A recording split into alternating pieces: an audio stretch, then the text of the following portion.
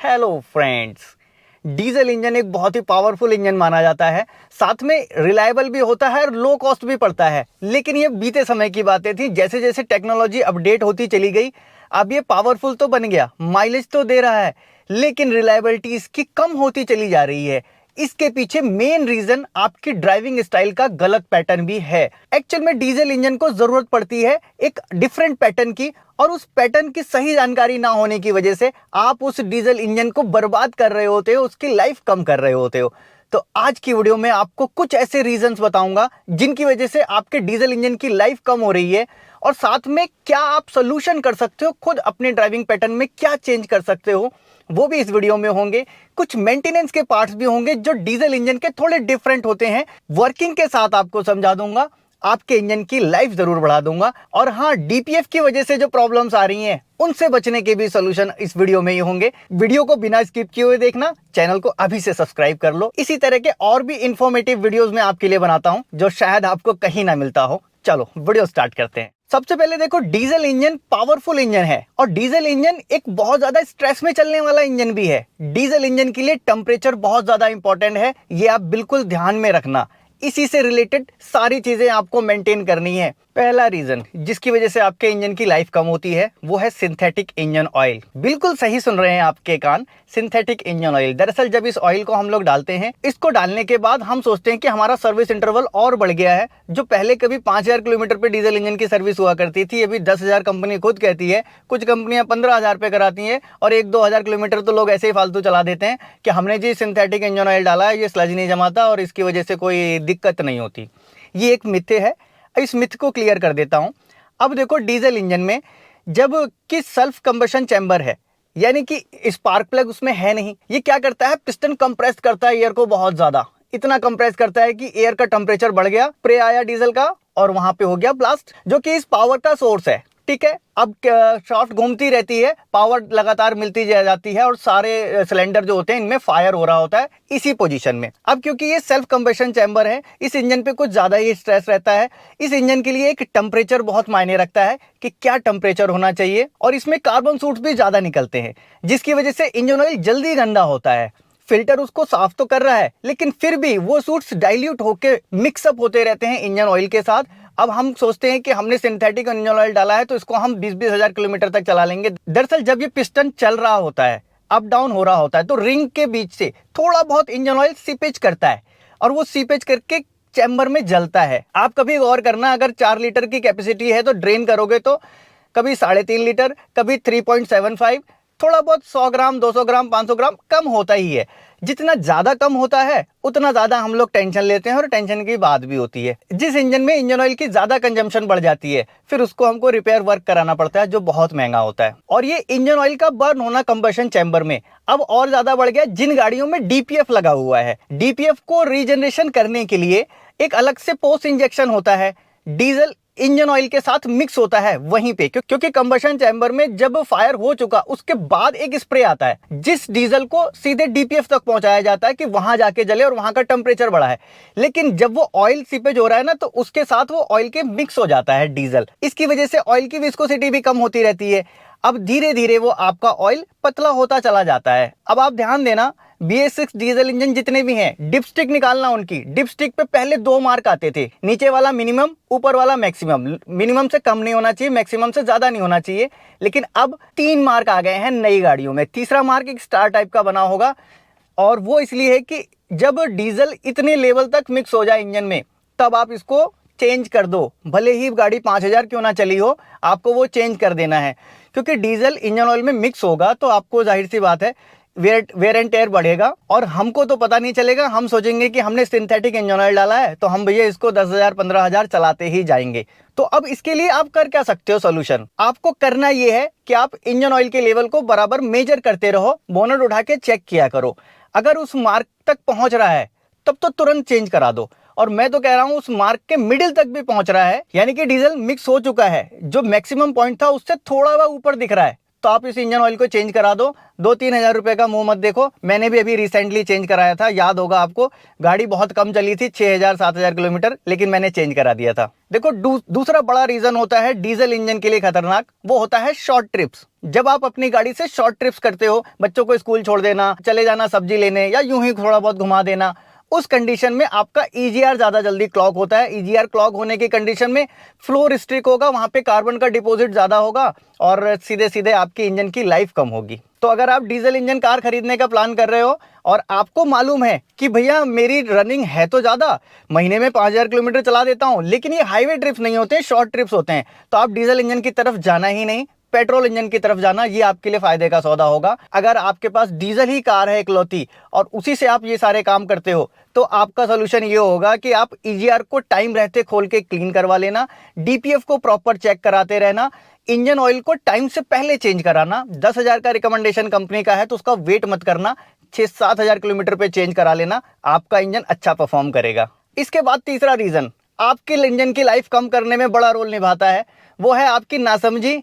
Cold start किया आपने गाड़ी को और इसके बाद गाड़ी को एक्सेलरेट करना शुरू कर दिया, स्टार्ट करते ही गाड़ी बाहर निकाली और लो दबादब गाड़ी चला रहे हैं रोड पे, टॉर्क के फील ले रहे हैं, गाड़ी को ओवरटेक मार रहे हैं। बस आपका इंजन जब स्टार्ट होता है, इसके बाद जरूरत होती है इसको वार्म अप होने की। इंजन ऑयल जो नीचे होता है वो थोड़ा सा गाढ़ा हो जाता है और जब वो सर्कुलेट करता है तो प्रॉपर हर पार्ट में उसी समय नहीं पहुंच जाता, टर्बो चार्जर तक पहुंचने में थोड़ा सा वो टाइम लेता है। और आपने ये नहीं किया तो इसके रिजल्ट में आपका इंजन की लाइफ कम हो जाती है। आपको उस समय तो पता नहीं चलेगा, लेकिन सबसे पहले काम निकलेगा आपके टर्बो में। टर्बो खराब होता है हार्ड एक्सीलरेशन करने पर, कोल्ड स्टार्ट में। दूसरा, आप गाड़ी ड्राइव कर रहे हो, ड्राइव करके आए, आपने अच्छी खासी स्पीड में गाड़ी चला रहे थे, तुरंत गाड़ी को बंद कर दिया, गाड़ी गर्म थी, आपने टाइम ही नहीं दिया। अब इस कंडीशन में क्या होता है, देखो टर्बो चार्जर जो चल रहा होता है बहुत ही ज्यादा हाई स्पीड में चलता है, इतनी ज्यादा हाई स्पीड में।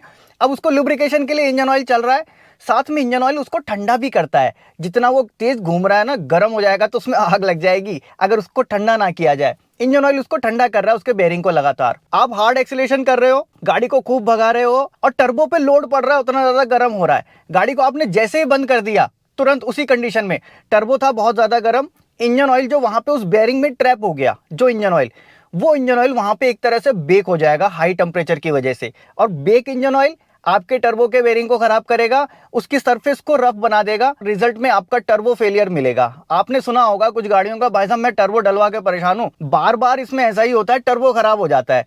वो आपकी गलतियों की वजह से होता है।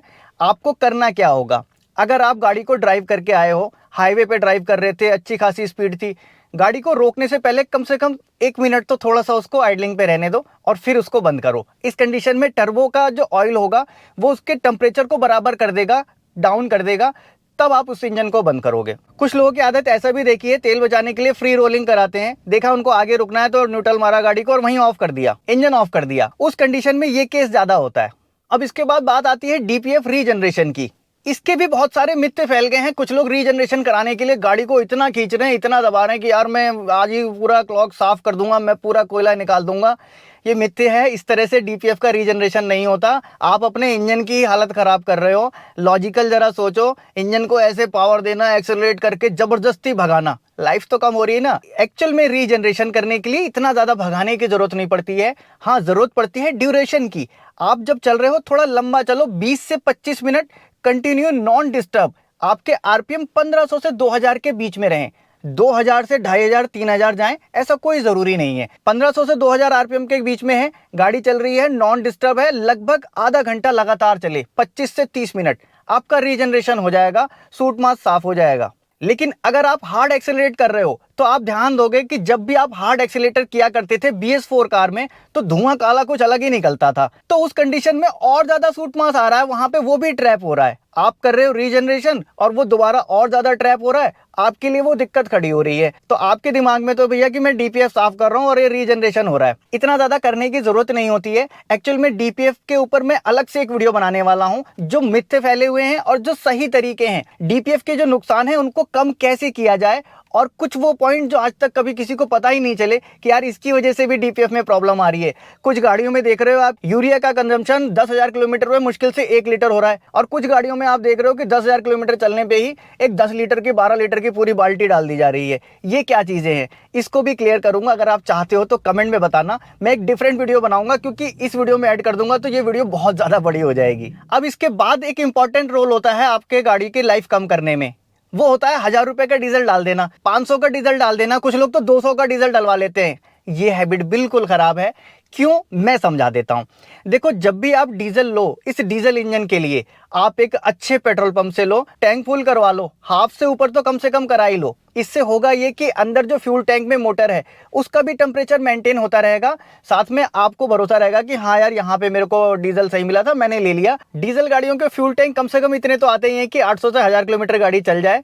इतने समय तक आप भरोसे में रहोगे कि हाँ, मैंने एक अच्छा फ्यूल लिया है। अच्छा फ्यूल होना आपके फ्यूल इंजेक्टर के लिए बहुत ज़रूरी है, क्योंकि डीजल इंजन में बहुत costly fuel injector, high pressure pump और लो प्रेशर पंप होता है, और इस फ्यूल इंजेक्टर में प्रॉब्लम आती है तो एक महंगा खर्चा जाता है। डीजल इंजन में इसको भी आपको सिक्योर करना पड़ता है, और बहुत सेंसिटिव होते हैं आजकल के इंजेक्टर। पहले वाले इंजेक्टर का काम चल जाता था, थोड़ा मिट्टी तेल भी मिक्स है तब भी चल जाएगा। कहने का मकसद ये है, फ्यूल में अगर थोड़ी बहुत भी मिलावट आएगी, फ्यूल प्योर नहीं होगा, तो आपके इंजेक्टर का एक मोटा खर्चा होगा, फ्यूल पंप खराब होगा, हाई प्रेशर पंप खराब होगा। इससे बचने के लिए आप एक सही जानी पहचानी जगह से, जहां अच्छा फ्यूल मिलता हो, डेंसिटी प्रॉपर चेक करके एक ही बार में फ्यूल भरवा लो। बार बार तरह तरह के फ्यूल भरवाने से छुट्टी पाओ। साथ में कोशिश करो कि बीच बीच में फ्यूल एडिटिव भी यूज किया करो, क्योंकि अब जब से ये अल्ट्रा लो सल्फर डीजल है, साथ में और भी मिक्सिंग की भी बात चल रही है, इसके लिए बीच बीच में आपको फ्यूल एडिटिव भी यूज करने चाहिए, जिससे इंजेक्टर का प्रॉपर लुब्रिकेशन भी रहता है, उस लाइन की और इंजेक्टर की क्लीनिंग भी हो जाती है।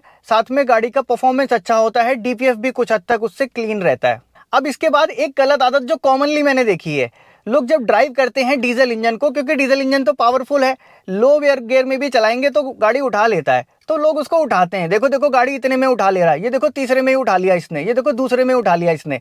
ऐसा कभी मत करना, इससे आपके इंजन का परफॉर्मेंस, इंजन की लाइफ बहुत जल्दी खतरे में आती है।